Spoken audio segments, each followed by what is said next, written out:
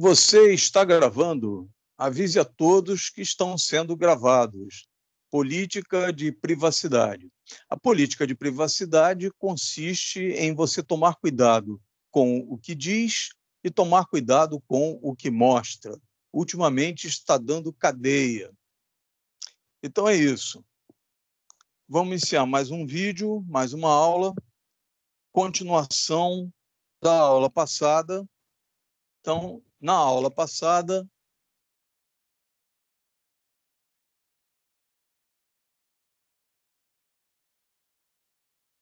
eu mostrei como faz a leitura do código de cores. Basicamente foi isso. Percentual de erro e multiplicação, os múltiplos e submúltiplos.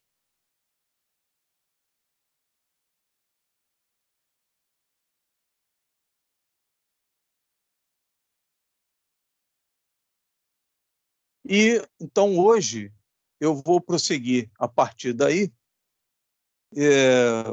Vou iniciar com dois exemplos para fechar da aula passada, trazer da aula passada, dois exemplos da código de cores, né? Só para a gente retomar. E depois eu vou passar ali de novo pelos múltiplos e submúltiplos para exercitar um pouco potências de 10, né? Então, quando é mili, micro, nano, pico, e quando é quilo, mega, giga, tera, e assim por diante. A conversão de um para outro, né? Inclusive, eu vou falar um pouco da conversão também para valores de capacitores, ainda que a gente não tenha tratado nada sobre capacitores, mas é importante essa parte de conversão. Então, eu vou começar pelo código de cores, colocando os dois exemplos de medidas de valores. Então, resistores com uma, duas, três, quatro faixas.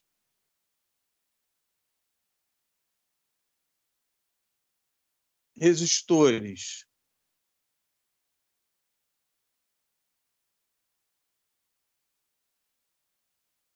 com uma, duas, três, quatro, cinco faixas.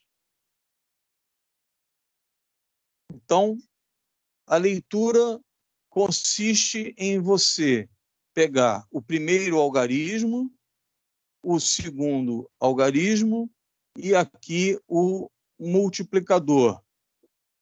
E esse aqui é a tolerância de erro.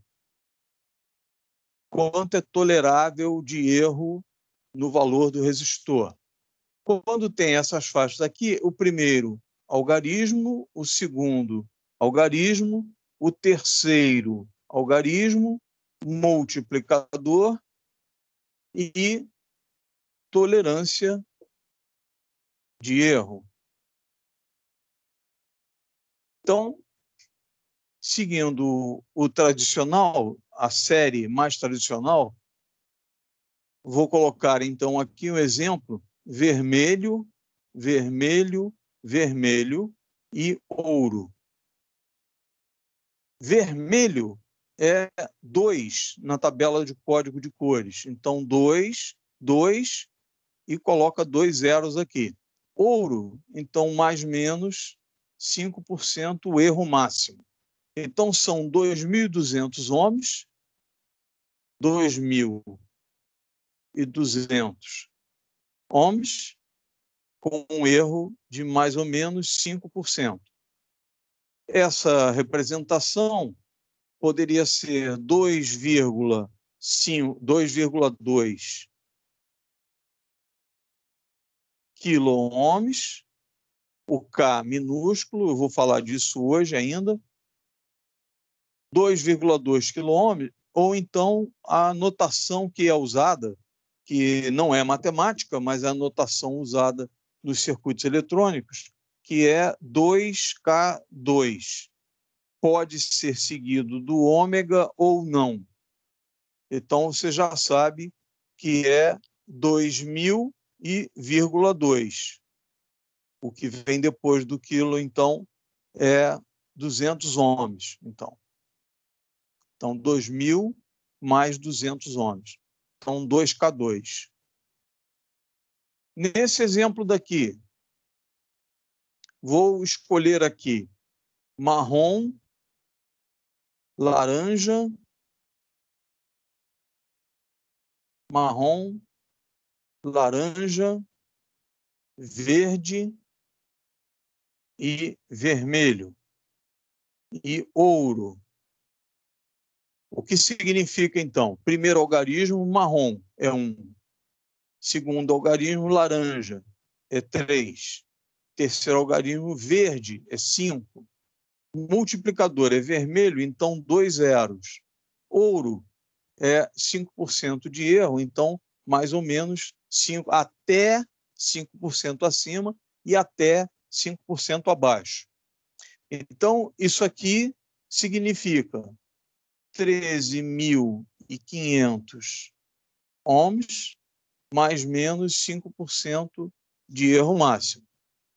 13.500 pode ser escrito 13,5 quilo-ohms, ou pode ser escrito 13K5 ohms.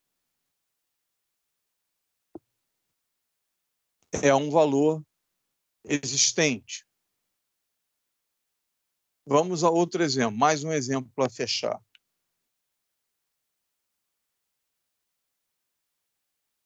Deixa eu fixar a imagem fixada.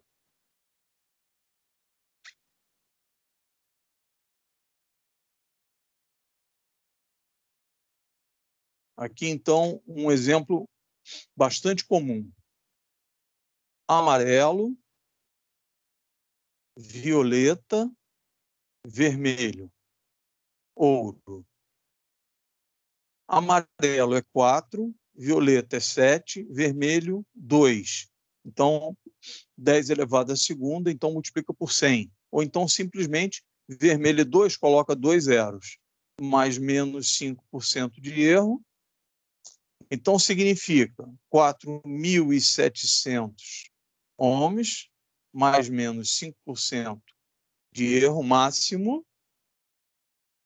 Pode ser também 4,7 quilo-ohm, como pode ser 4K7 ohms. Pronto. E um valor tradicional também para esse aqui,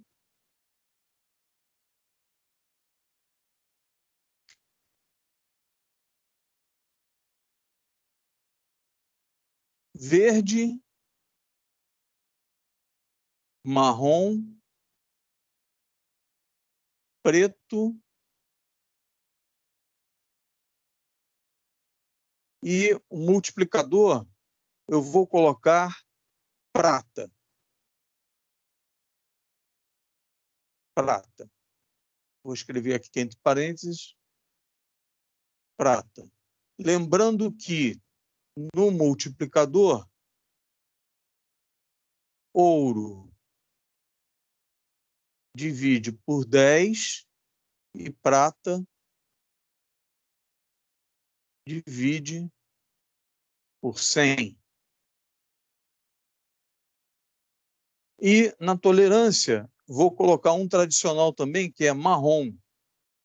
Então, veja, verde, 5, marrom, 1, preto, 0, prata, no multiplicador, divide por 100. Marrom, na tolerância de erro, mais ou menos 1% de erro. É um resistor de precisão, resistor de 1% de erro. Então, vamos escrever aqui, então, 510 dividido por 100 5,10 ohms, erro máximo de 1%. Então, 5,1 ohms, 5,10 ohms, erro máximo de 1%. Esse é um exemplo também de valor comercial. Você não encontra em qualquer loja. Geralmente você tem que comprar das lojas do exterior. Em São Paulo, o comércio de eletrônica é bem melhor do que no Rio, né? Então, em São Paulo, você encontra várias séries de resistores diferentes, né? Então, lá é muito mais fácil encontrar. O comércio lá é bem melhor do que do Rio, muito mais variado. É outro país, né? São Paulo é outro país. Muito bem. Então, fixada a imagem,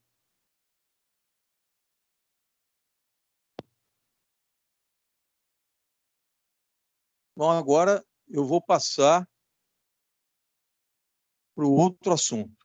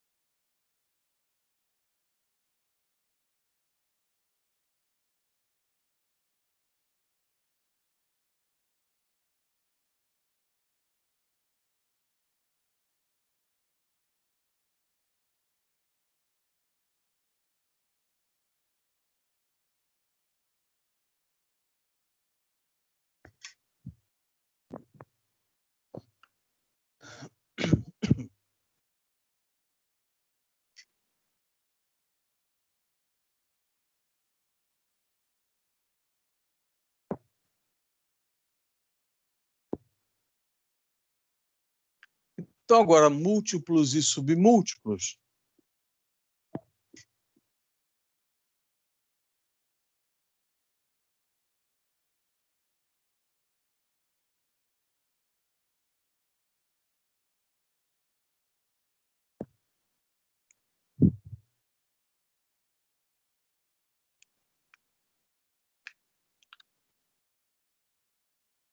Então, aqui eu tenho a unidade para cima. Eu tenho quilo, mega, giga, tera, peta. Tem os outros também, iota e coisas assim. Mas eu vou falar coisas da nossa realidade.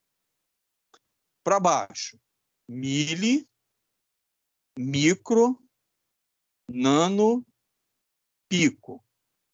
Tem também para baixo o femto e o ato. Mas esses daqui são os mais relevantes para nós. Então, a unidade, se você quiser trabalhar com potência de 10, é o 10 elevado a zero. O quilo é 10 elevado a terceira. O mega, 10 elevado a sexta. O giga,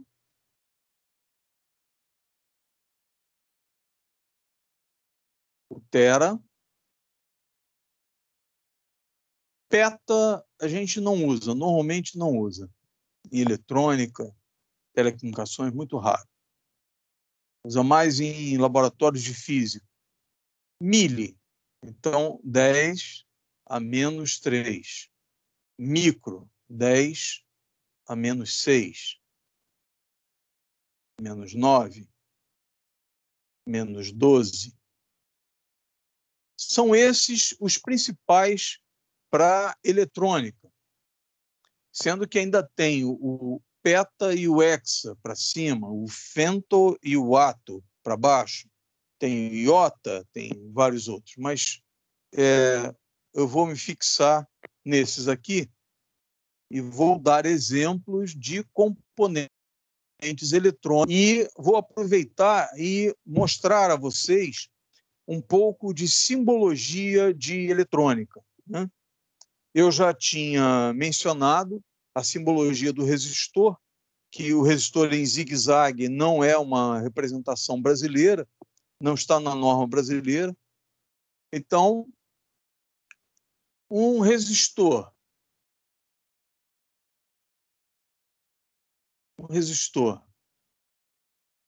o símbolo é esse, a aparência dele é essa daqui,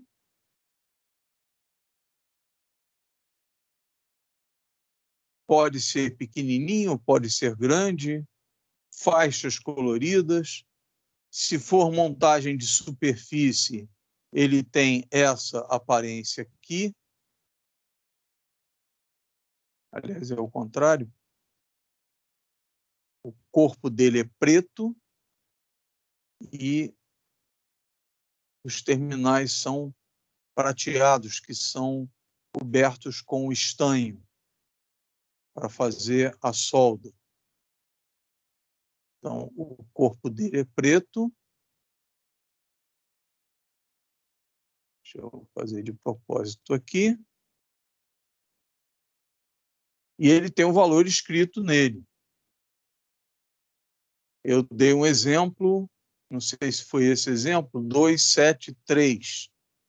Então, um resistorzinho SMD, pequenininho, que tem aí 3 milímetros, 2 milímetros de comprimento. Então, tem escrito nele, por exemplo, 273. Significa 2, 7 e 3 zeros. 27.000 ohms. Ou 27 quilo-ohms. E assim por diante. Capacitor.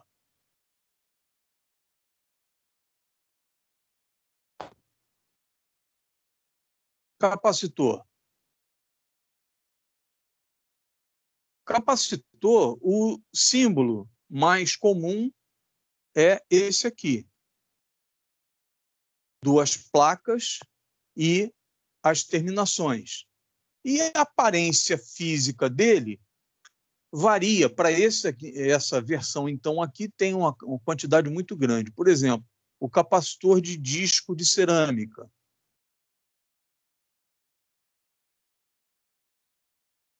Capacitor de disco de cerâmica, ele tem essa aparência.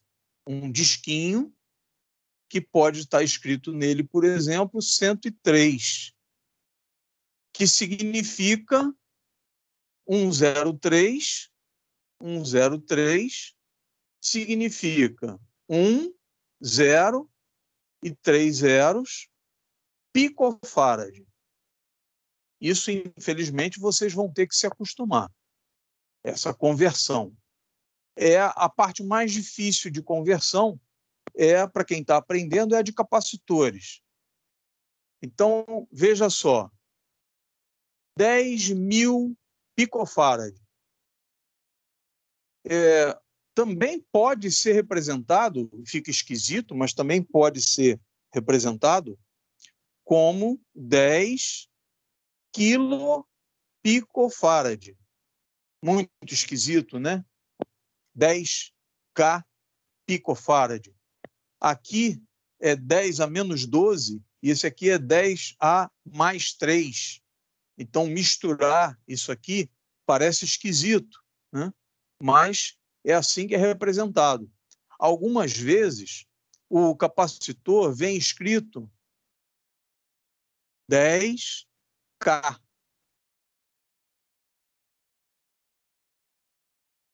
10K. E aí você já sabe que é um capacitor de 10.000 picofarad. Então, como ele sempre está representado em picofarad, então pode ser 103 picofarad, o que significa 103, 1, 0 vezes 10 elevado à terceira, picofarad. Você pode encontrar escrito 10K, que significa que tem 10.000 picofarad, ou você pode encontrar escrito 10.000, com 4 zeros, picofarad. Se tiver escrito apenas 103, você já sabe que capacitores de disco de cerâmica estão representados para valores em picofarad. Então, 103 você converte para picofarad, 10.000 picofarad. Se tiver escrito 10K, você também já sabe que são 10.000 picofarad. É sempre picofarad. Existe uma exceção, se tiver escrito isso aqui, ó, 0,1, perdão, 0,01 no capacitor. A construção dele é um disco de cerâmica, vou colocar aqui do lado, um disquinho de cerâmica, porcelana. E ele é banhado em prata de um lado e do outro, é soldado um fio aqui e um fio do outro lado. Depois ele é coberto com epóxi para não entrar umidade e está pronto o capacitor. Então esse é o capacitor de disco de cerâmica. O símbolo é esse aqui e você pode encontrar escrito dessa forma, por exemplo, no esquema pode estar escrito simplesmente 103. E então, olhando para aqui, você já sabe que é 103, é 10 vezes 10 a terceira, picofarad. Então, já sabe isso. É obrigatório, você vai saber sempre isso. Você deverá saber, sempre. Outra forma de representar é essa aqui, 10K. Significa 10.000 picofarad. Outra forma de representar é essa aqui, 0,01. Nesse caso, é microfarad. Então, aqui é picofarad, aqui é picofarad e aqui é microfarad.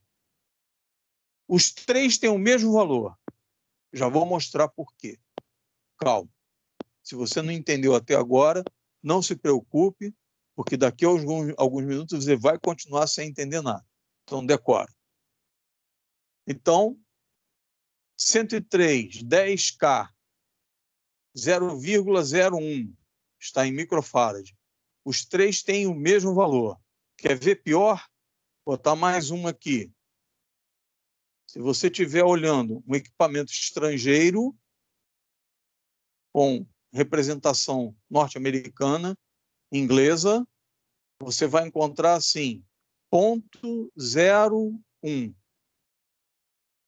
que é a mesma coisa que 0,01. Também está escrito em microfarad. 0,01 é a mesma coisa que escrever 0,01 em português, Brasil e o resto do mundo, né? É a mesma coisa que na notação britânica, imperial, como eles costumam dizer, você usa ponto em vez de vírgula. Então, 0,01 está grafado em microfarad. Muito bem. Existe um caso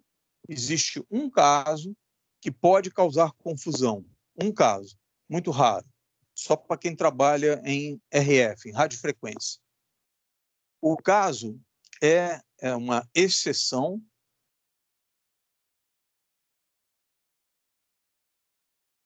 exceto quando você encontrar isso aqui, e repara a forma como eu vou desenhar.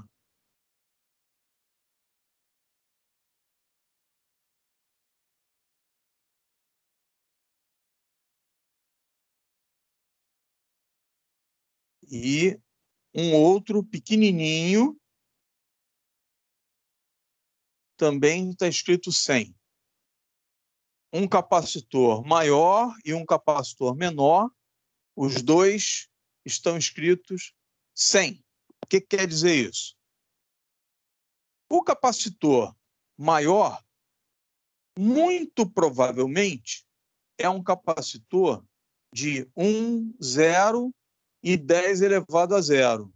Então, 10 elevado a 0 dá 1, multiplica por 10 elevado a 0, é a mesma coisa que multiplicar por 1, que dá 10 picofarad. Fiz ao contrário. Esquece, fiz ao contrário.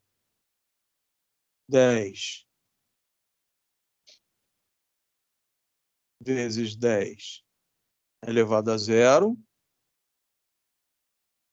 é a mesma coisa que 10 vezes 1, que vale 10 picofarads. Vocês já vão entender por que eu fiz ao contrário. Por que está errado. Esse daqui, grande, aquele valor ali é 100 picofarad, direto. Vou tirar o círculo aqui para não confundir. 100 picofarad. Como é que eu sei que esse aqui vale 100 e que esse aqui vale 10, estando escrito a mesma coisa, grafado a mesma coisa? É porque esse aqui é pequenininho. Esquisito, né? Esse aqui é pequenininho, a capacitância dele é muito pequena, ele é muito menor, porque a capacitância dele é pequena. Então, se você encontrar um capacitor assim, com 1 centímetro de diâmetro, escrito 100 nele, é porque ele é 100 picofarad. Se você encontrar um capacitor com 5 milímetros, vou colocar aqui, 10 milímetros, 1 centímetro, 5 milímetros. Eles causam confusão pela forma como estão grafados, mas ao ver o tamanho, você vê que não pode ser. Então, imagine, esse aqui é 100 picofarad, aquele também é 100 picofarad, pequenininho daquele jeito. Até seria possível se ele fosse para tensão baixa, como 12 volts, mas isso geralmente não causaria confusão. É muito flagrante isso, você encontrar um capacitor com 1 centímetro de diâmetro, escrito 100, e ele não vai ser de 10 picofarad de jeito nenhum, porque é uma capacitância muito baixa, a área do banho de prata dele ali é muito pequena, não é possível. Então, ele é muito pequenininho, está escrito 100, é porque ele é 10 picofarad. Quer ver como é que essa bagunça cresce? Imagine que você encontre um capacitor que está escrito assim, ó, 10P. Bom, esse 10P não tem dúvida, né? 10P é 10 picofarad mesmo, então tá certo. Esse aqui é 10 picofarad. Vou diminuir o tamanho para não causar uma confusão comparando lá com o outro. Então é 10 picofarad, né? Farad, farad, talvez você tenha visto já escrito, mas picofarad.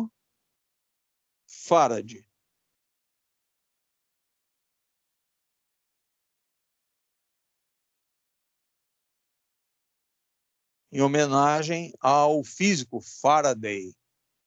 Faraday, AY aqui no final. Faraday, mas é Farad, demudo no final. A unidade de medida de capacitância é homenagem ao Faraday, mas não saia por aí dizendo que um capacitor tem 10 microfaraday, porque não tem. Ele tem 10 microfarad, por favor. Muita gente boa fala errado. Muito bem, então eu fiz um apanhado aqui, não acabou ainda não. A confusão é bem maior do que essa. Não se preocupe. Vou cobrar isso tudo na prova. Não. Isso aqui é exatamente para... tem a pretensão de diminuir a confusão.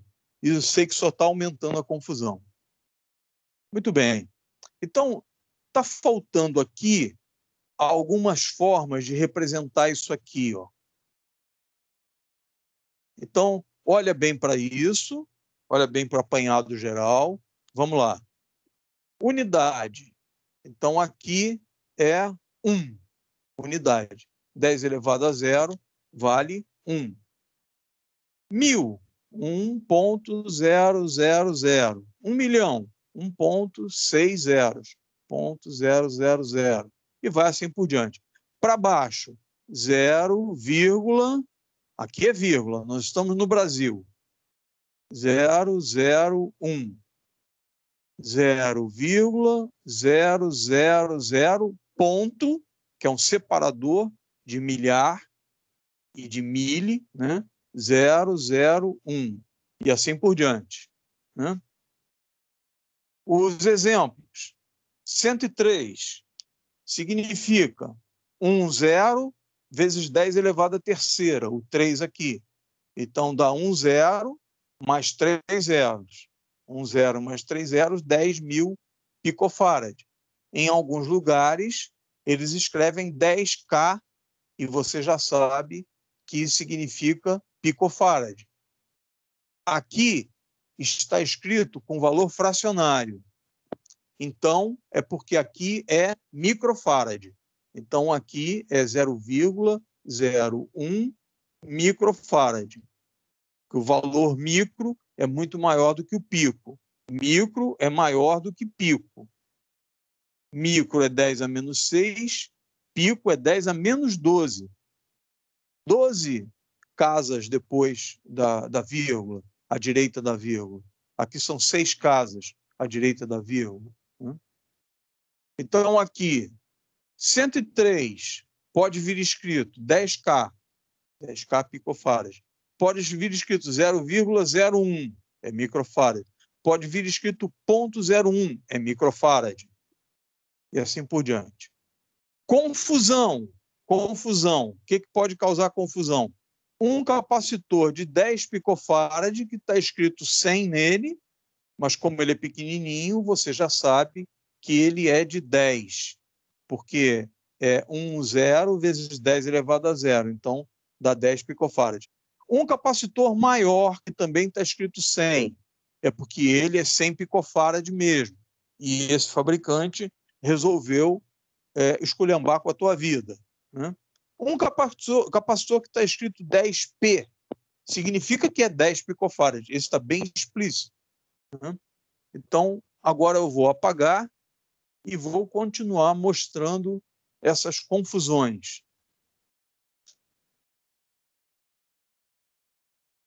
Prestou atenção que eu não falei para que serve o capacitor? Você vai aprender na marra. Ou em Tecnologia 2, porque eu tenho outro assunto para dar.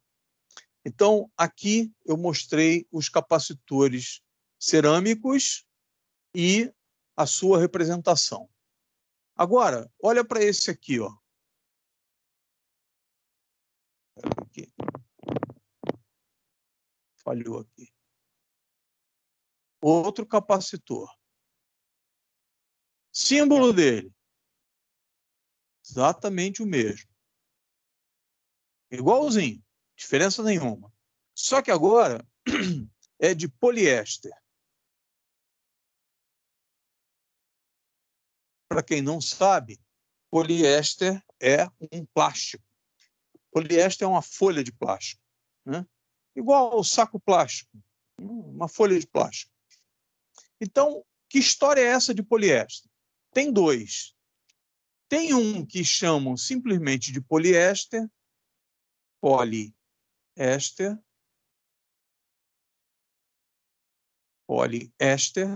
de química, né? Que você olha para ele e ele é assim, ó.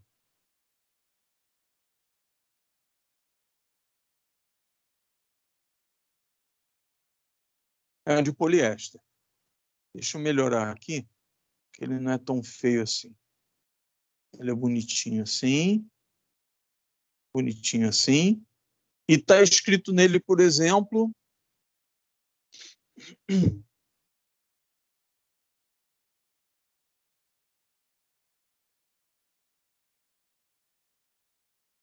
103.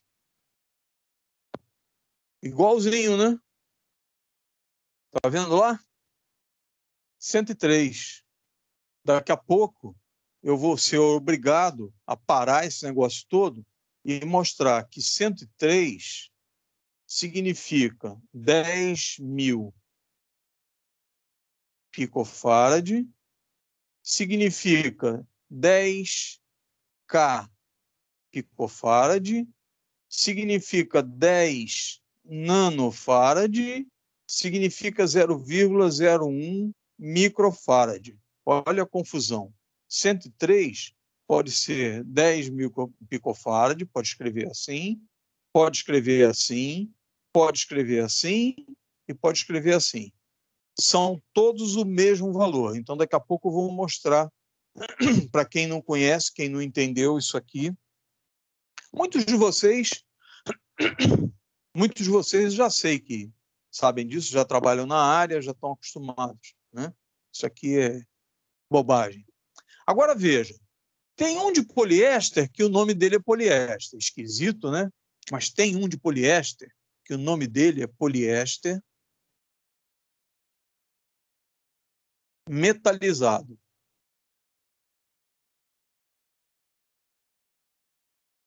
Ah, aí você olha para ele e o que que você vê? A mesma coisa. No máximo, um pouco mais discreto, um pouco menor. 103. Então, esse aqui, por exemplo, ele tem 1 centímetro, 10 milímetros, e esse aqui tem 8 milímetros, por exemplo.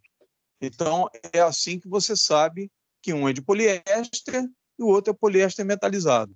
Ou então, vai na sorte. Pergunta na loja, né? Mas quando você olhar na placa, você dificilmente vai saber. Tem uma maneira, né? Você pode meter o alicate nele e desmontar para olhar, né? Você vai destruir ele.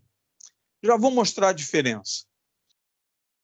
Então, eu vou apagar aqui do lado, aqui embaixo primeiro, e vou mostrar a diferença do metalizado para o poliéster simples.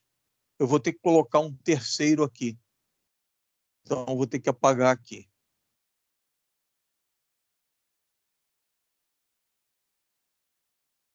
Esse daqui de disco de cerâmica. Existe o de poliéster chamado MAC.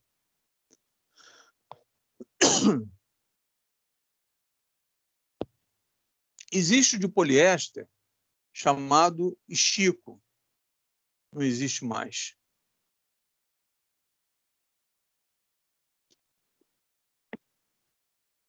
Que hoje em dia é o mesmo do MAC. E o MAC e o Chico é mais fácil de distinguir. O MAC, você olha para ele e você vê isso aqui, ó. Eu vou tentar suavizar as bordas.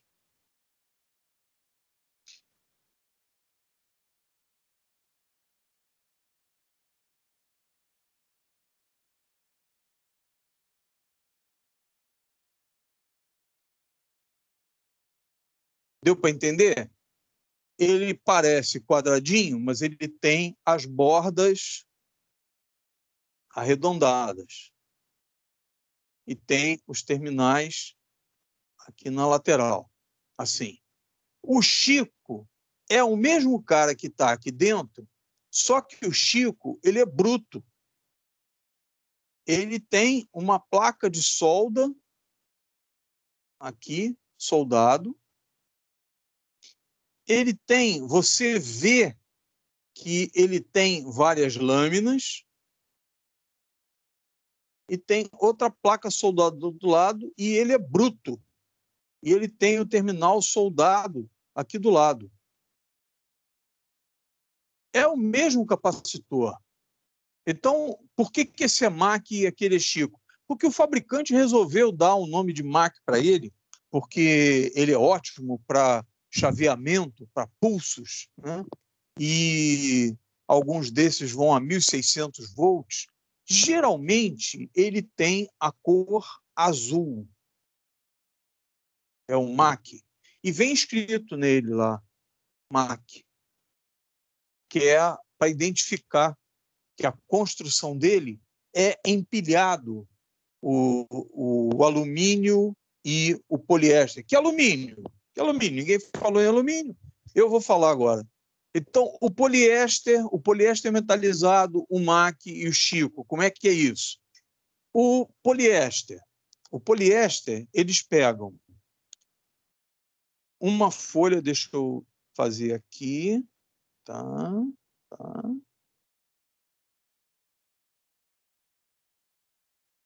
Aqui assim. Pronto. Tá. Paciência. Aí sai outra folha daqui. Sim. Aí sai outra folha daqui.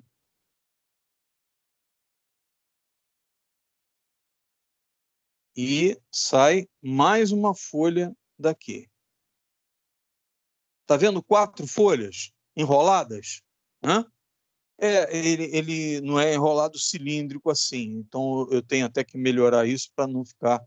Porque tinha um antigo que era enrolado cilíndrico, mas o moderno ele é enrolado igual uma pastilhazinha de chiclete. Assim, ele parece uma pastilhazinha de chiclete. Deixa eu tentar caprichar aqui. Pronto, tá vendo? E uma folha é de alumínio, então a gente bota assim, ó, alumínio, poliéster. Alumínio, poliéster. Tá vendo? Alumínio, poliéster. Aí pega uma folha de alumínio de um lado e bota um fio. Pega outra folha de alumínio do outro lado e bota outro fio. E pronto. Aí dobra para baixo, bota epóxi em volta e escreve ali 103, 103, 104, 102, 100 não. 100 é muito baixo. Vocês já vão ver. O de poliéster metalizado. Imagina a mesma coisa, ou quase a mesma coisa. Parece um rocambole, eu estou com fome.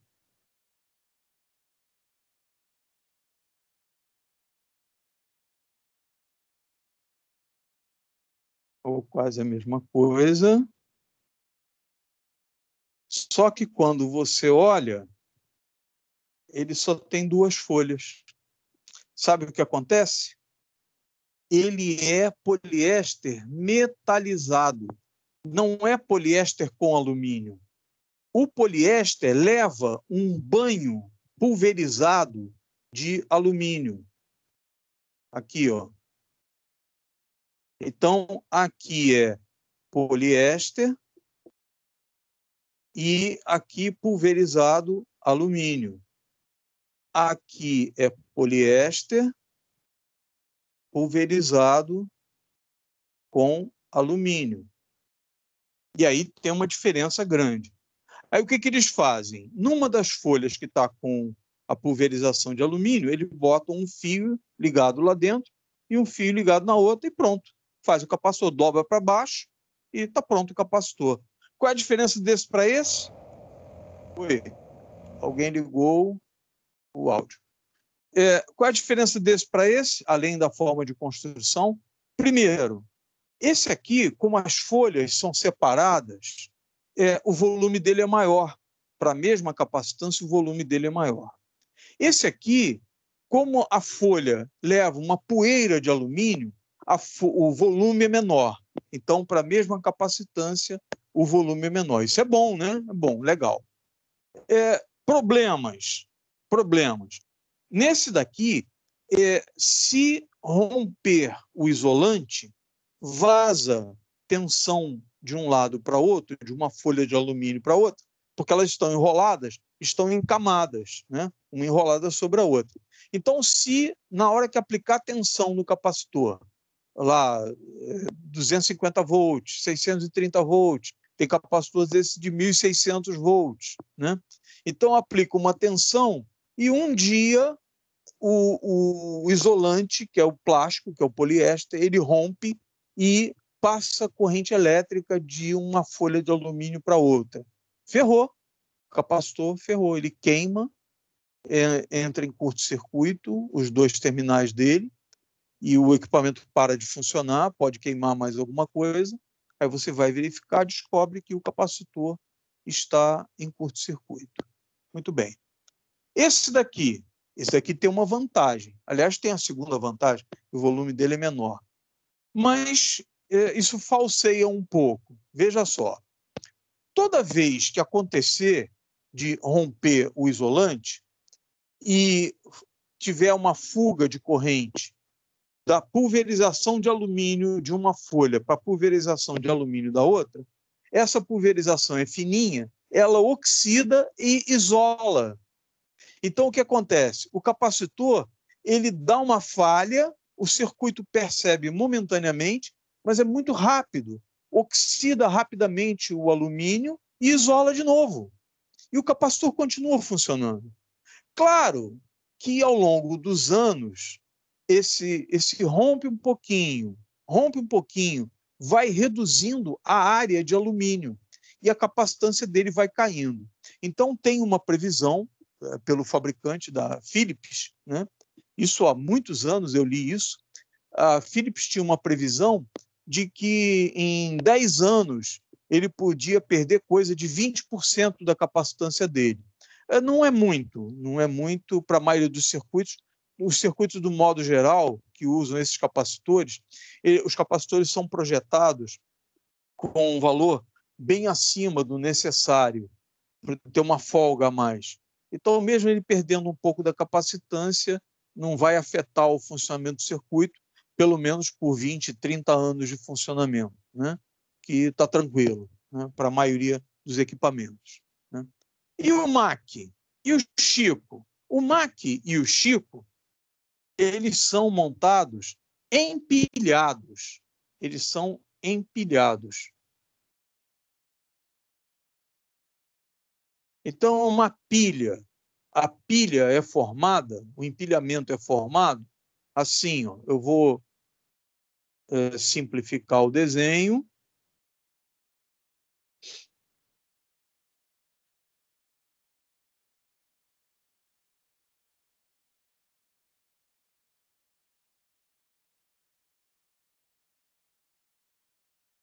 Está vendo aqui? Botei 4 só, mas imagina um monte disso. Aí você põe poliéster, alumínio, poliéster, alumínio, poliéster, alumínio, poliéster, alumínio, poliéster, alumínio, e vai empilhando. Só que você faz esse empilhamento de maneira que fique um para cá e outro para lá. Então ele fica assim, ó. Fica um aqui, o outro fica mais para lá. O outro fica mais para cá.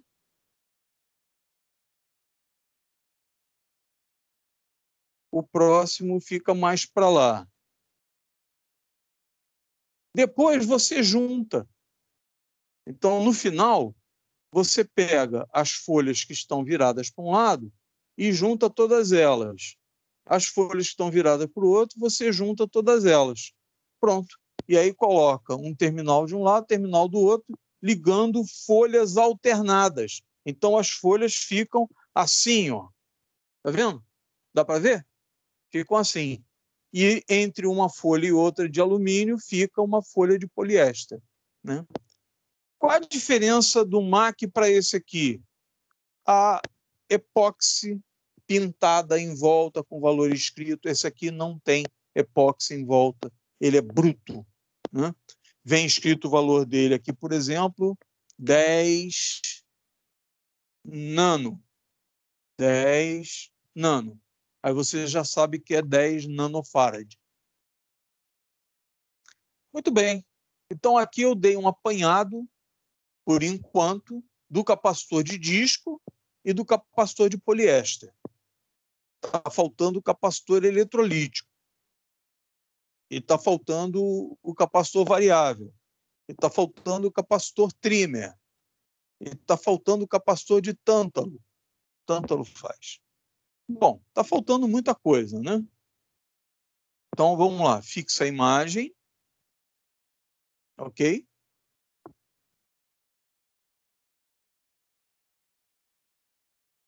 Fixa a imagem, o que eu estou dizendo é para vocês decorarem a imagem, tá?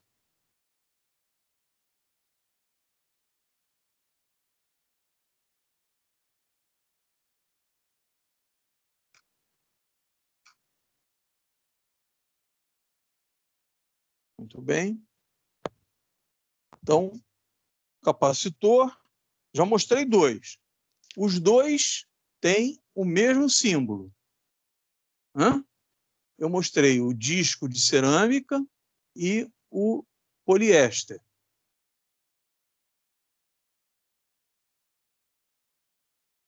Disco de cerâmica e poliéster. Agora está faltando o eletrolítico.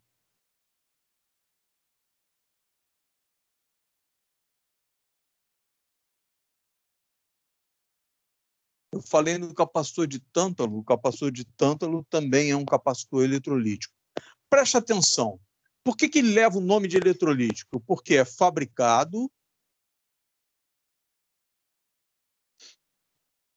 por eletrólise. Eletrólise. São eletrólitos e eletricidade. Eletrólitos e eletricidade. É por reação química com corrente elétrica. Então, o mais conhecido de todos é o de alumínio.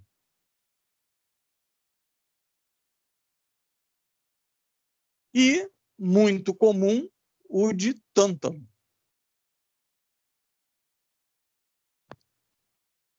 Alumínio e tântalo. O de alumínio, eles pegam, por exemplo, cilíndrico, né? Então, eles pegam uma folha, enrolam, uma folha, outra folha, outra folha, outra folha. Está achando que é o de poliéster? Né? Não.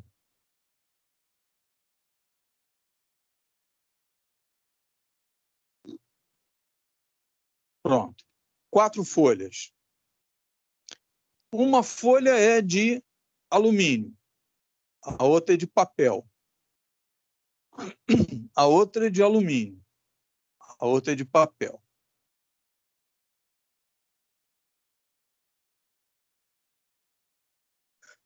Aí enrola isso tudo, numa folha de alumínio, liga um terminal, na outra folha de alumínio liga outro terminal, ou então liga pelo mesmo lado. Então, quando você olha um capacitor eletrolítico, está faltando aqui, você vê a cara dele é assim, ó. Deixa eu puxar mais para cá, ó.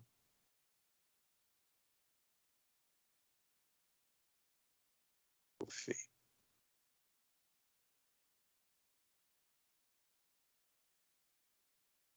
Então, de alumínio. Você olha para ele, tu verás isso aqui, ó.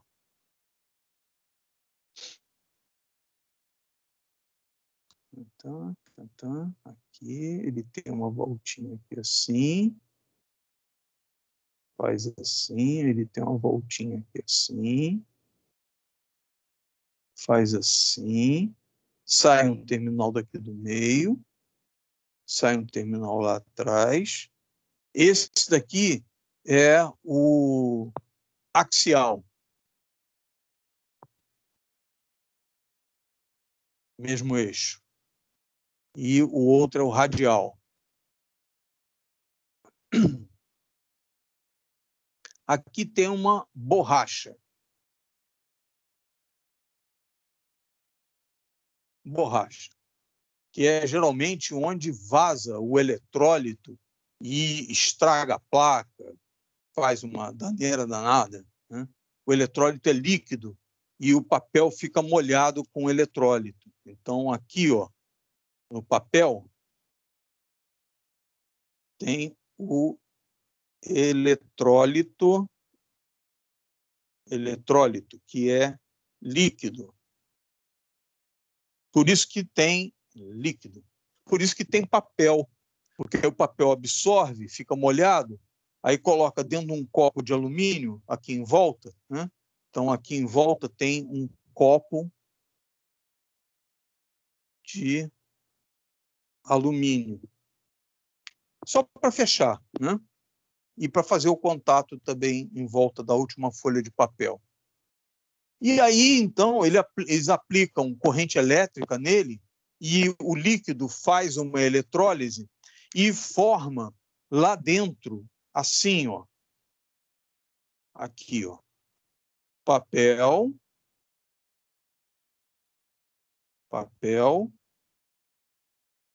alumínio. Botei na ordem errada. Espera aí. Então, vou botar outro de alumínio aqui. Alumínio. Tá vendo? Eu vou botar só dois, leva duas folhas de papel, porque quando enrola um sobre o outro, encosta um no outro. Então, tem que ter uma segunda folha de papel. Mas se você for olhar só a eletrólise, você não precisa olhar a outra folha de papel. Então, numa folha de papel, eles ligam o terminal negativo. Na outra, eles ligam o terminal positivo. Agora, olha que coisa curiosa. Na folha que o alumínio está em contato com o terminal negativo da fonte, forma aqui, ó, dióxido de alumínio. Como é que é isso? AlO2. Dióxido de alumínio. Aqui, ó. Aqui assim. Nessa área, aqui, junto do papel. E do lado de cá, não forma nada. Resultado é que essa folha de alumínio encostada no papel, deixa eu botar lá mais perto, para dar a impressão de que está encostada. Então, essa folha de alumínio que está encostada no papel, o papel está líquido, com uma solução. Eu não lembro qual é a solução. Olha aí na internet. Eu não lembro qual é a solução. Mas é uma solução alcalina. E o alumínio daqui, que é do positivo, ele não é o terminal positivo. É curioso isso. Ele não é a armadura positiva do capacitor. A armadura positiva do capacitor é o papel molhado. O alumínio só serve para fazer o contato elétrico com o líquido que está no papel, no lado positivo. No lado negativo, ele forma o AlO2, o dióxido de alumínio aqui, que é o isolante. Então, o isolante não é o papel. Então, o isolante é esse aqui, ó, isolante. Que o pessoal usa isolante é o dielétrico do capacitor. Então, o que eu estou chamando de isolante é o dielétrico do capacitor.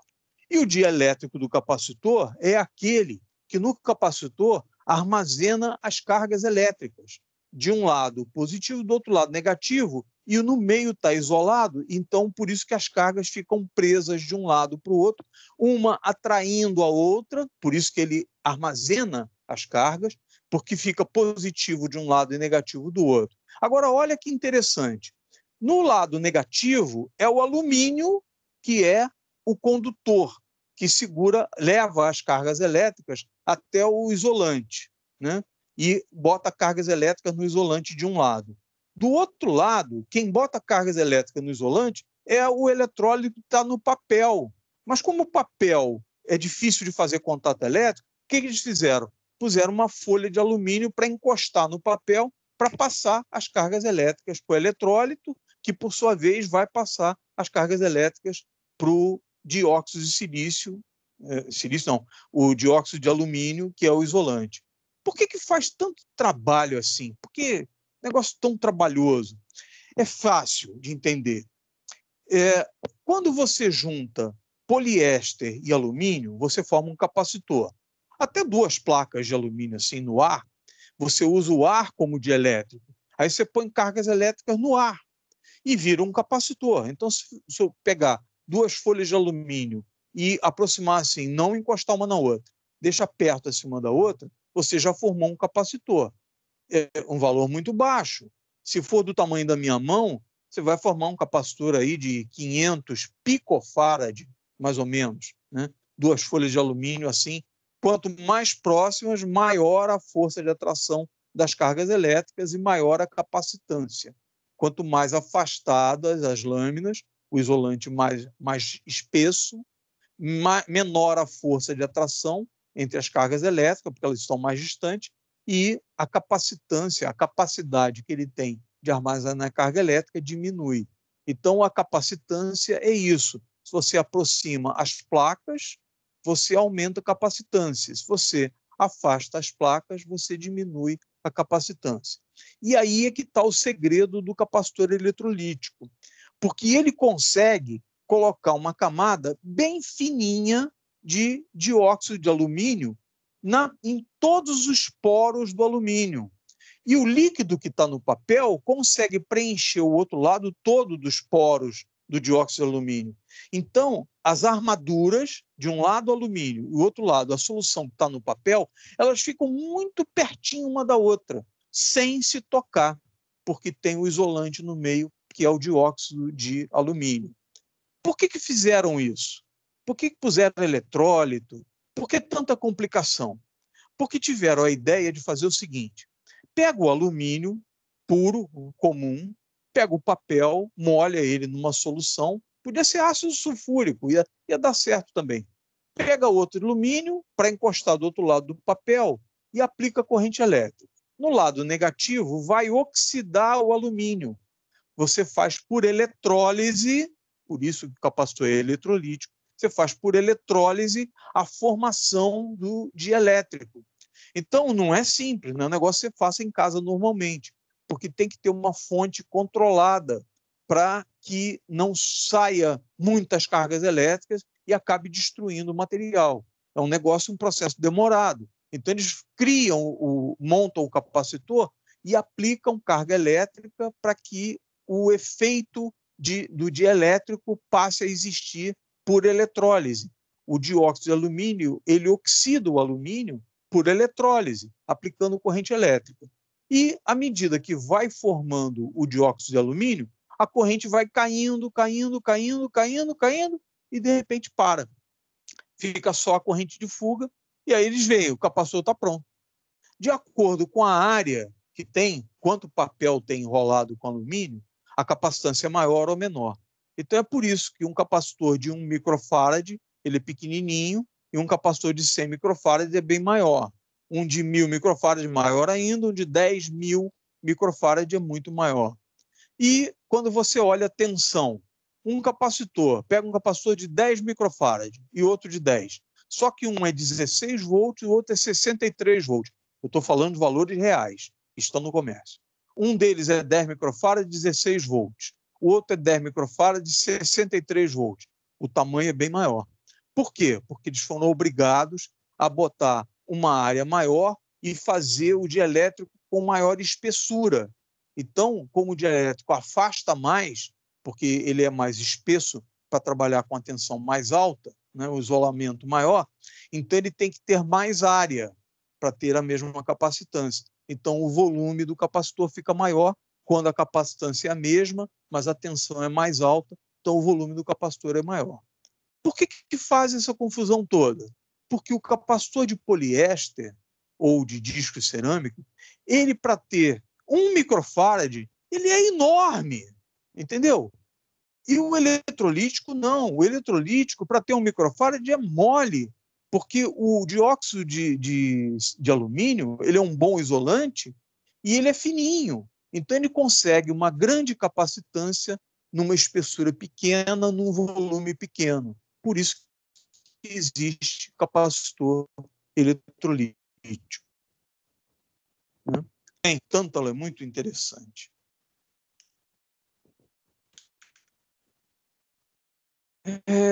Pentóxido, fiz errado. TaO5.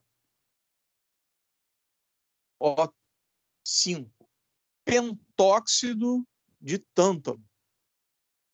5 átomos de oxigênio e 1 átomo de tântalo. O pentóxido de tântalo faz a vez do dióxido de alumínio aqui. É o pentóxido de tântalo. Então, eles fazem de uma maneira que o tântalo é poroso.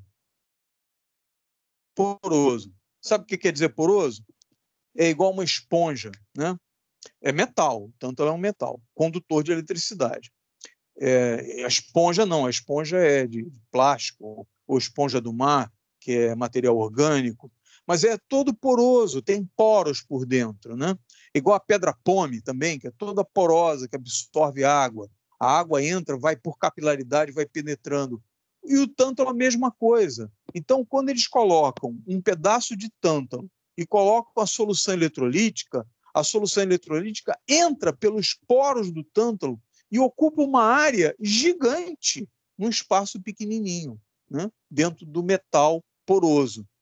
E aí, então, eles aplicam uma corrente elétrica, colocam uma película de grafite em volta do tântalo, fazendo contato com o dielétrico e espetam um fio no tântalo. Então, eles fazem um negócio assim, ó. Pega um pedacinho de tântalo cilíndrico, por exemplo. Hoje em dia é mais comum ele em pastilha retangular, né? Paralelepípedo. Então, pega o tântalo, mergulha ele em pentóxido, mergulha ele na solução e cria nos poros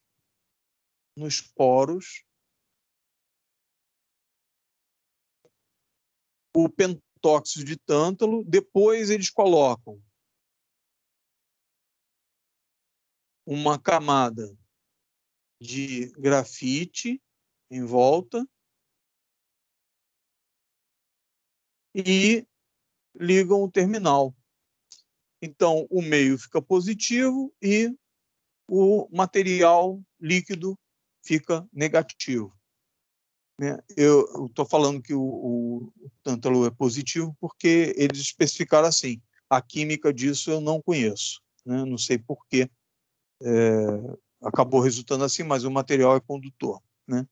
Então, ele é feito assim. Aí depois, eles colocam uma gota de epóxi em volta dele, e aí quando você olha para ele, tu verás isso aqui, ó, uma gota. Olha isso. Uma gota redondinha assim. Verás um terminal aqui, outro terminal aqui, assim. Aí eles pintam de um lado dele, eles pintam de preto. Adivinha por quê? Aqui é o negativo, né? Algumas vezes eles colocam um maisinho do lado de cá e aí escreve assim, ó, 10, 25. Sabe o que quer dizer isso? 10 microfarad, 25 volts. Está escrito só 10, 25.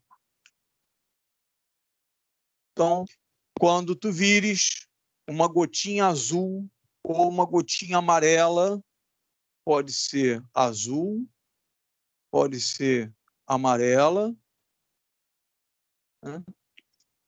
Azul ou amarela, às vezes verde, né? Geralmente eles classificam assim pelas cores, às vezes pela tensão, o verde 50 volts, ou então escrevem ali 10, 25.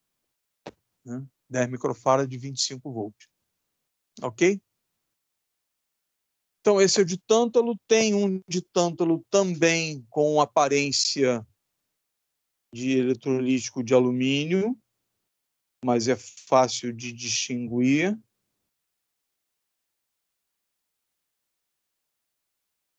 Aqui assim. Eles colocam a faixa preta do lado de cá, significando que aqui é o negativo e aqui é o positivo. Né?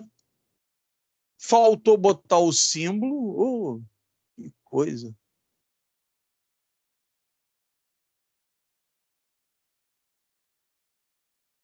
Aqui, ó. Esse aqui é o positivo e esse aqui é o negativo. Se tu vires isso aqui, ó,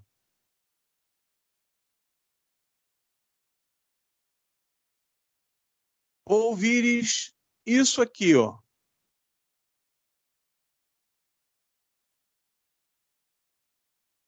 ou isso aqui, tudo errado. Tudo errado. Isso aqui é a simbologia que não é usada no Brasil. Então, você também não deve usar. Então, se tu encontrar em algum lugar, tudo bem. Se algum professor usar, tudo bem, tudo bem, tudo bem. Então, essa simbologia não pertence à Associação Brasileira de Normas Técnicas. Essa daqui é a BNT. O retângulo é o positivo e a barra é o negativo. Muito bem. É claro que aqui estão faltando alguns outros capacitores também, né? Eu acho até que, de repente, eu monto um vídeo, ou vocês dão uma pesquisada na internet, porque também, se eu for ficar explorando todos os capacitores, a gente vai ficar algumas aulas tratando da construção e do funcionamento de cada um deles, né? Tem algumas características que vocês verão mais tarde, por exemplo, né? O professor vai comentar, talvez eu mesmo, lá no quarto período, por exemplo, né? Quando tem um capacitor eletrolítico de 4.700 microfarad, e ao lado dele tem um capacitor de disco de cerâmica de 10 nanofarad. E tu olha assim, pô, para que alguém vai botar um capacitor de 10 nanofarad em paralelo com um capacitor de 4.700 microfarad? Uma quantidade enorme de capacitância, aí tu bota um de valor pequenininho do lado dele em paralelo com ele, somando com ele. É porque o eletrolítico ele tem problemas sérios de resposta de frequência muito alta. E os capacitores cerâmicos respondem muito bem à frequência alta. Então, em frequências muito altas, os eletrolíticos eles viram circuitos ressonantes, viram indutores, né? E os capacitores cerâmicos não. Então, eles botam os dois, um para atuar em baixa frequência, outro para atuar em alta frequência no mesmo ponto do circuito.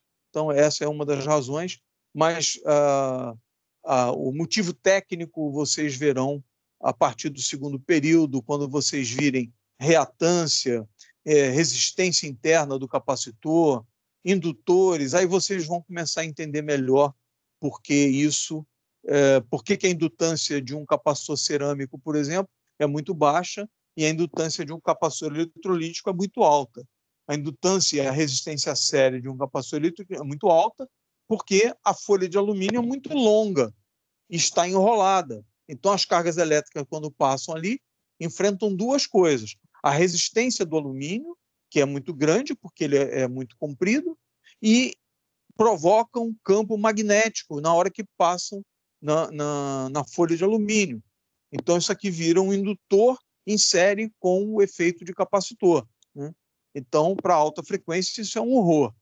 Existem eletrolíticos que vão até centenas de quilohertz, mas frequências muito altas, da ordem de megahertz, por exemplo, não vai. Aí não vão. E aí tem que ter um capacitor cerâmico do lado. Mas vocês vão aprender reatância, circuitos ressonantes, filtros, a partir do segundo período, né? Em eletricidade. Muito bem. Então, eu agora vou parar aqui. Tenho que dar um alerta, deixa eu fixar a imagem. Já fixou. Decoraram tudo. Inclusive, o símbolo correto do capacitor eletrolítico. Aqueles símbolos ali não devem ser usados, né?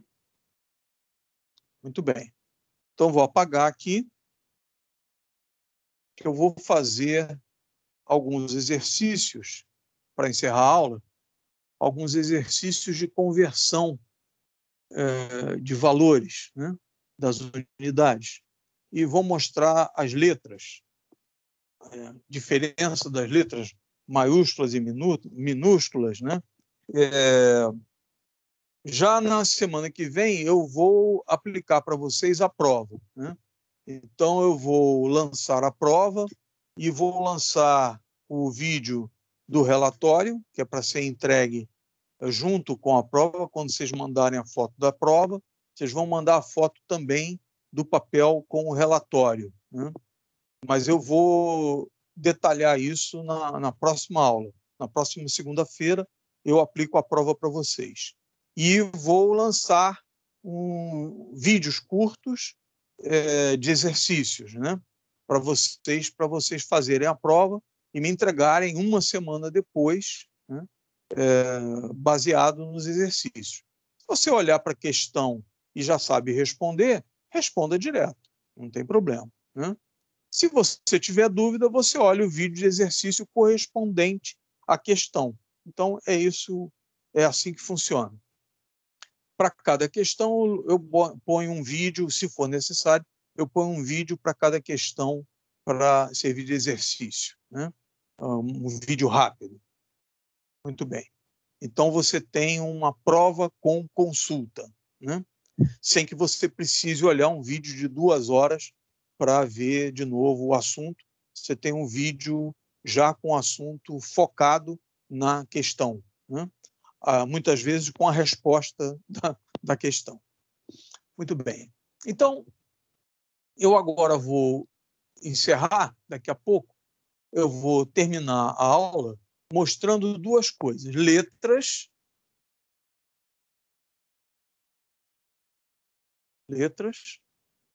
e depois a conversão de múltiplos e submúltiplos, né?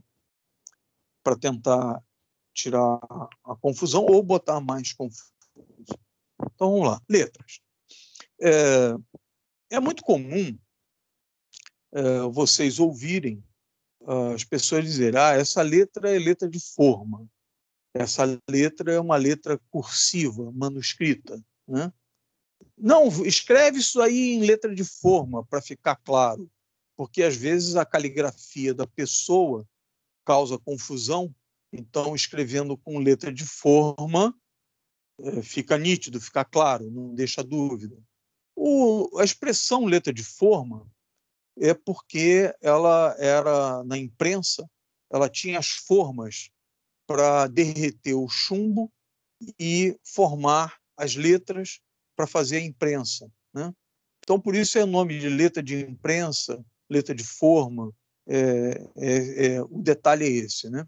Ela era gravada numa forma em que o tipógrafo montava os tipos, né, mais tarde, né? Mas antes ele fazia a letra cavando mesmo, e ali então era colocado o chumbo derretido, ou a cera derretida. Houve uma época que era cera também. Muito bem. Então, o que é uma letra manuscrita e o que é uma letra de forma? Eu vou fazer, o melhor exemplo que eu tenho é com o meu nome. Quando eu aprendi a escrever, a professora fez isso aqui, ó, no meu nome. Eu deveria escrever o meu nome assim. É até difícil de fazer. Olha isso.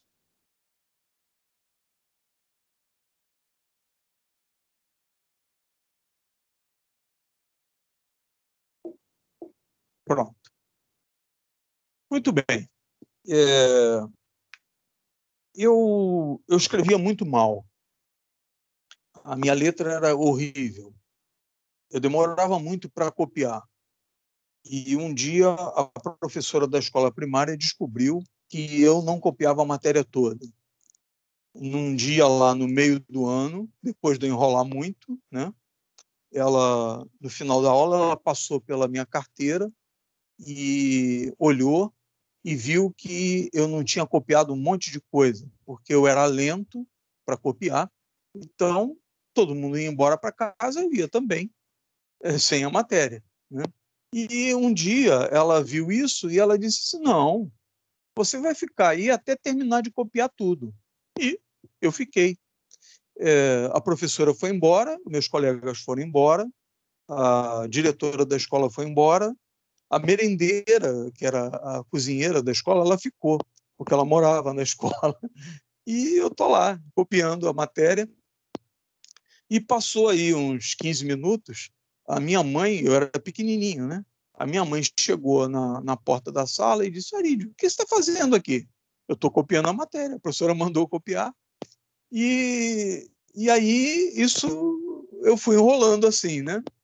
E quando eu fui para o equivalente a quinto ano, né, no ginásio, eu disse para mim mesmo que eu tinha que dar um jeito na minha vida, né? E aí eu resolvi escrever em letra de forma. E aí eu descobri uma coisa muito interessante. Veja só. É claro que isso aqui é desenho técnico, não vou exigir que vocês façam desenho técnico, mas se vocês fizerem, será muito bom para a vida de vocês. Olha só. Primeiro, que esse A aqui não é um A maiúsculo. Ele é um A minúsculo desenhado grande. Já começa por aí. Isso aqui não é um R. O I aqui, tá, vai lá que seja, o D também, o I, o O. O O não tem perninha, o A também não tem perninha. E aí, o que, que eu descobri? Descobri isso aqui, ó. Muita gente aí já sabe isso. Quem fez desenho técnico sabe, né? Quem não fez também, talvez. Eu vou fazer as letras minúsculas. Bolinha e pauzinho. Bolinha e pauzinho. Bolinha.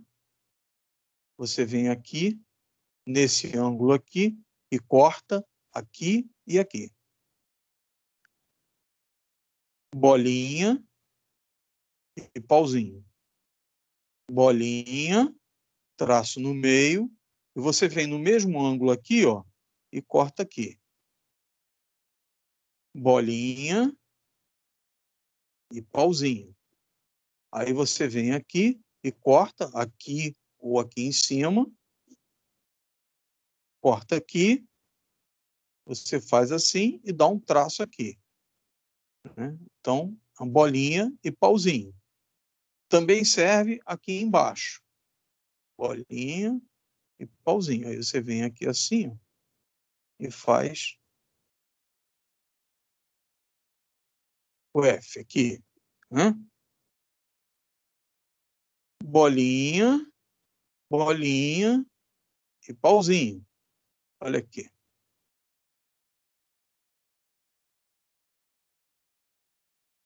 Bolinha e pauzinho. Bolinha, pauzinho, pauzinho.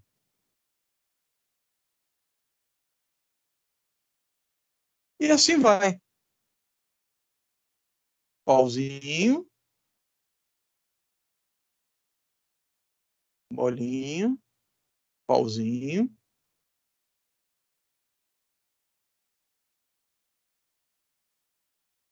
E aí vem o K, né? O K é muito importante. O K é tão importante que eu vou botar separado aqui, ó.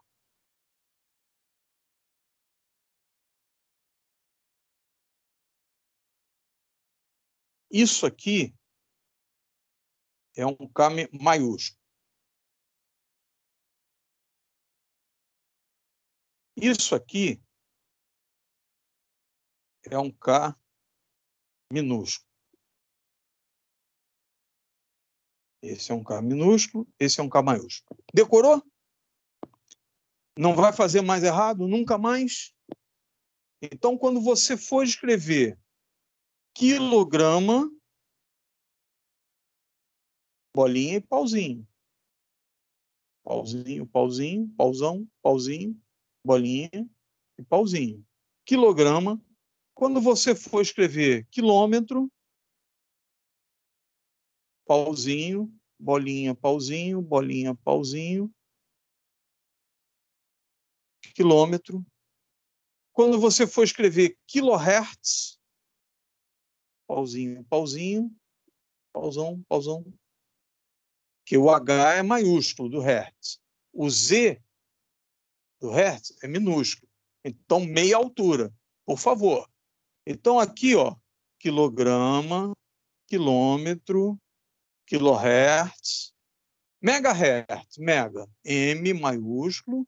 Aí o M maiúsculo tem uma variante, né? Tem um M maiúsculo que é assim, então você pode escrever assim, ó, H maiúsculo, Z minúsculo.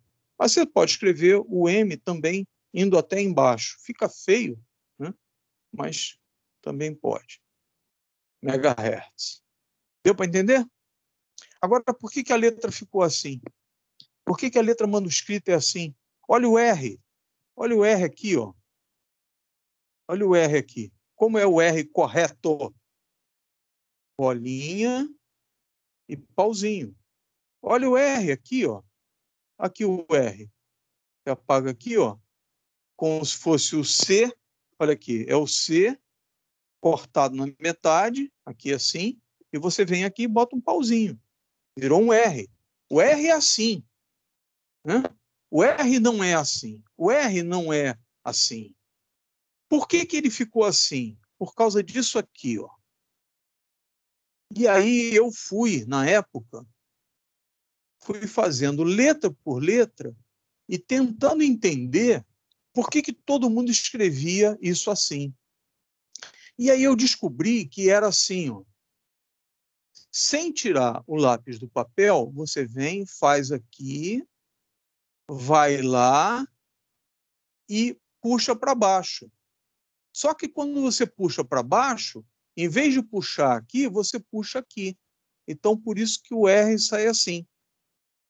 O R correto seria você trazer assim, ir lá e voltar. Ficaria horroroso, né? Então, passaram a fazer um negócio assim, para o R.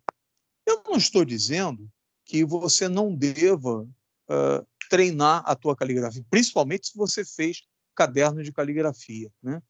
Que você deva abandonar isso. Não, de jeito nenhum, porque a letra manuscrita, a cursiva, ela é rápida e ela é a tua característica, inclusive de personalidade, né? Assinatura, e traz a carga pessoal tua ali, né? Se você firma mais a letra em algum ponto, isso tem significado, existem análises psicológicas para isso, que é uma ciência mesmo. Grafologia é uma ciência. Eu digo a grafologia criminal, por exemplo, né? Examinar a letra, se a letra é da pessoa ou não é, né? Então, isso é uma ciência. Eu não estou dizendo que você deva abandonar. Eu estou dizendo que você deve prestar atenção como as letras são grafadas corretamente, né? E o K maiúsculo e o K minúsculo? Nunca mais escreva quilo de quilograma, quilômetro, quilohertz. Nunca mais escreva com K maiúsculo. Está errado. K maiúsculo é reservado para constantes matemáticas, constantes físicas. Temperatura Kelvin, por exemplo, né? Em matemática, quando tem uma constante numa equação, geralmente representa-se com a letra K maiúscula. Em física, a constante de Boltzmann, por exemplo, né, que dá a energia de uma onda, né, por exemplo, né? Então, o K maiúsculo, índice B minúsculo, a constante de Boltzmann. Temperatura Kelvin, o K do Kelvin, é um K maiúsculo, né? Então, nunca mais escreva o K de milhar, de quilo, nunca mais escreva com K maiúsculo. Então, tem coisas erradas no Código de Trânsito Brasileiro, não, nas placas na rua. O código está certo. Você vê uma placa de velocidade na rua, na estrada, ele está escrito assim, ó, 60,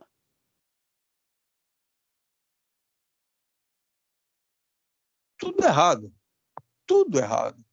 K maiúsculo para quilo, M maiúsculo para metro, H maiúsculo para hora, tudo errado. E mais ainda, né? Estamos no Brasil, a gente usa quilômetro por hora, não é isso? Então, a placa de trânsito de velocidade, ela é assim, ó, 60. Já sabemos que é quilômetros por hora. Nós não estamos nem nos Estados Unidos, nem na Inglaterra, então não é milha, né? Nós sabemos disso. Então, no Código de Trânsito, não tem isso aqui escrito. Não tem. Tem lá a placa aqui, 60, 40, etc. Né? Essa é a regra. O pessoal inventa e comete erro. Né? Então, tem erros assim, tá certo, aí botam um RS por horas, não maiúsculo. Está errado isso aqui, porque se é código de trânsito, o código de trânsito prevê que a placa já é especificada em quilômetros por hora. Você não tem que escrever quilômetro por hora. Muito bem. Então, as letras já foram. Fixou.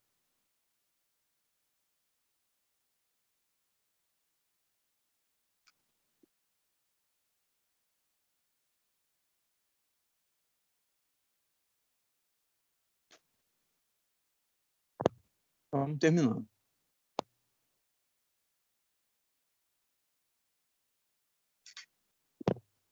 Então, vamos lá.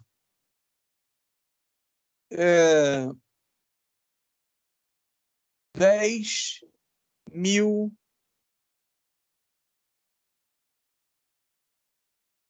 conversão. 10.000 picofarad. Né? 10.000 picofarad. Como está em picofarad, é assim, ó, 0,123, aqui é mili. Então, aqui é mili. M minúsculo. Por isso que o K é minúsculo no quilo, né? Todos os múltiplos eles são com letras maiúsculas, exceto o quilo, que é com K minúsculo. Mas todos os submúltiplos são com letra minúscula e ainda tem a letra grega, né? Mili, micro, para quem não sabe, é a letra mi grega.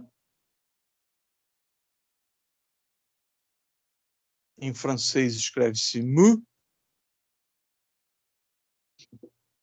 Em português é mi. A letra grega.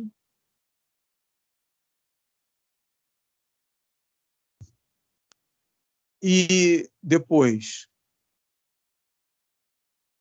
aqui é a casa dos nano, ponto.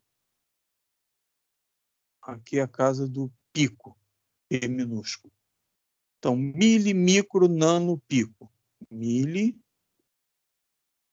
micro, nano, pico. Mili é 10 elevado a menos 3. Por quê? Porque está à direita da vírgula 3 casas. Então, 1 milifarad, por exemplo, é 0,001 farad, né? É 1 mili. Então, 1 nessa casa aqui é 1 mili. 1 nessa casa aqui são 10 mili.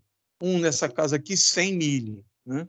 Então, 0,001 é a mesma coisa que 1 mili. 1 mili. 1 mili qualquer coisa. 1 milifarad. 1 miliohm. Né? 0,01 são 10 mili. Vou escrever mili aqui para não confundir com metro. Mili. 0,1 são 100 milésimos. Você está vendo aqui, ó, um zero aqui, um zero aqui, um zero aqui. Então, aqui são 10 milésimos, aqui são 100 milésimos. Está vendo? Vou botar o zero inteiro, cheio. Viu? Então, 0,001 é 1 milho. 0,01 são 10 milho, porque a casa do milho está aqui. A casa do milho está aqui. Então, estão 100 milésimos. 100 milho, né? Pegou 1, dividiu por 1000. Pegou 1, dividiu por 1000, dá 1 milésimo. É esse aqui.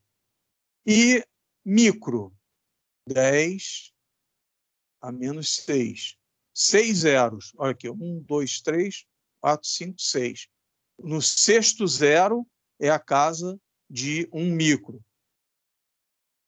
8, 9, 7, 8, 9, 10 a menos 9. Na casa 9 zeros depois, nessa casa do nono zero, é a casa do nano. É a casa do nono zero. É o nano. 9, 10, 11, 12. Então, 10 elevado a menos 12. 12 zeros depois é a casa do pico. Né? Muito bem. Então, essa é a parte mais difícil de converter. Né? Então, veja o seguinte exemplo.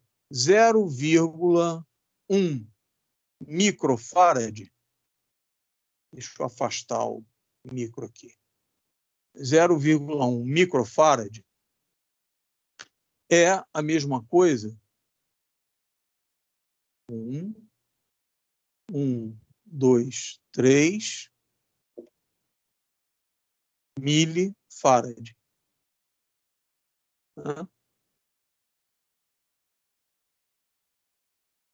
1, 2, 3. 1, 2, 3 farad. Tá vendo? Aqui, ó. Aqui é mili. Repara. Mili aqui. 0,1 mili. Mili. Micro. Nano. Nano está aqui 3 casas depois. Vou fazer de novo.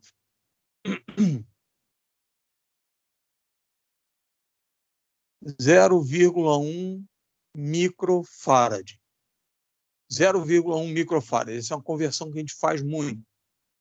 Então, você bota o zero aqui, bota o 1, 1, 2, 3. Então, é nano. Pegou micro. Depois de micro, tá vendo? Mili, micro, nano. 3 casas para a direita, nano. Então, nanofarad. Pronto. Então, 0,1 micro são 100 nanofarads. 0,1 micro são 100 nanofarads. Deixa o ponto aqui. 1 aqui. 0, 0. Bota mais 3 zeros. Ponto. Picofarad. Micro, nano, pico. Então, 0,1 microfarad é a mesma coisa que 100 nanofarad, é a mesma coisa que 100 mil picofarad. Enrolado? Deu para compreender? É só andar de 3 em 3 casas. Então, você anda de 3 casas. Milho, micro, nano, pico. Então, 0,1 micro são 100 nanofarads, que são 100 mil picofarad. Agora eu vou pegar um outro, ao contrário. Né? 1000 picofarad. A vírgula está aqui. O ponto é separador de milhar. Anda 3 casas para cá. 1, pico, nanofarad. Então, 1 nanofarad. Anda, vírgula, 3 casas para cá. 3 casas para cá. Pico, nano, microfarad. Deu para entender? Então, 1000 pico é igual a 1 nano, que é igual a 0,001 micro. É só você olhar a posição das casas, botar alinhado, que você vai perceber. Isso aqui você tem que decorar. Isso aqui você tem que decorar. 3 casas, mili, mais 3 casas, micro, nano, pico. Faltou dizer uma coisa. Às vezes não tem, onde você está escrevendo, não tem a letra Mi. Aí você usa a letra U minúscula, que é bolinha, pauzinho, pauzinho. Tá vendo? A letra U é usado aqui. Então, em vez de escrever microfarad, você escreve U minúsculo, farad, e todo mundo vai entender que isso aqui está no lugar do micro, né? Então, era isso que estava faltando dizer. Aqui está escrito errado. Está escrito certo aqui. R, está certo. Muito bem. Então, para a próxima aula, aula mesmo, eu vou dar os indutores, vou falar dos indutores, simbologia e as unidades, múltiplo e submúltiplo. Múltiplo de indutor não tem Henry, sempre submúltiplo, né? Mili-Henry, micro-Henry, mili-Henry, micro-Henry, para por aí, não tem nano-Henry, ninguém usa nano-Henry. E vou dar a ponte de Wheatstone também, isso na próxima aula. Mas a segunda-feira que vem eu já vou aplicar a prova, né? E vou lançar o vídeo do relatório, vou aplicar a prova e vídeo também para auxiliar nas questões da prova. Muito fácil, sem estresse. Quem já tirou 10, por exemplo, está tranquilo. Se acertar uma questão já está aprovado, né? Então, mas eu não estou preocupado com nota, não. Vocês é que têm que se preocupar com a nota. Eu estou preocupado que eu mostrar a coisa aqui e ela ser útil para vocês um dia, né? Essa parte aqui ela é chata, né? Estou aqui há quase 2 horas falando. Ela é chata, né? Você ficar assistindo isso. Eu recomendo fortemente que você faça o seguinte: quando você for assistir os meus vídeos, bota em velocidade vezes 2, tá bom? Porque eu falo muito devagar, então bota em velocidade vezes 2 que você ganha tempo, né? Não vai ficar perdendo tempo ouvindo essa chatura, tá bom? Senhoras e senhores, muito obrigado pela atenção. Muito bem-vindos. Eu agradeço muito a presença. Agradeço muito aqueles que, não podendo estar aqui hoje presente, vão assistir os vídeos depois. Agradeço a audiência. Muito forte. Um abraço frouxo e de longe. Estou vacinado. Então, muito obrigado. Então, boa noite para todo mundo. Eu vou encerrar a gravação. Poético. Boa noite. Alguém escreveu poético.